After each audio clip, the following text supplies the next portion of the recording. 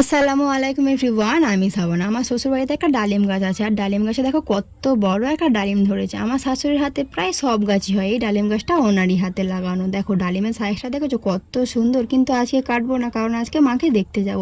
রোজই প্রায় বৃষ্টি হচ্ছে, কিন্তু কি করবো, বৃষ্টি হলেও তো মাকে দেখতে যেতে হবে। তাই আমি আর হাজব্যান্ড ছাতা নিয়ে বেরিয়ে পড়লাম মাকে দেখতে যাওয়ার উদ্দেশ্যে।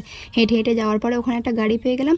আমি আর হাজব্যান্ড পৌঁছে গেলাম নার্সিংহোমের সামনে। ওখানে গিয়ে আপার সঙ্গে দেখা হয়ে গেল। আপা বললো যে ওর বাবুর জন্য একটা ড্রেস কিনতে, কারণ কাপড়ের কেস পরে স্কুলে যায়, বারবার ভিজে যায়, বর্ষার সময় একটু প্রবলেম হয়, তাই জন্যই রাবারের কেসটা কিনে নিলাম।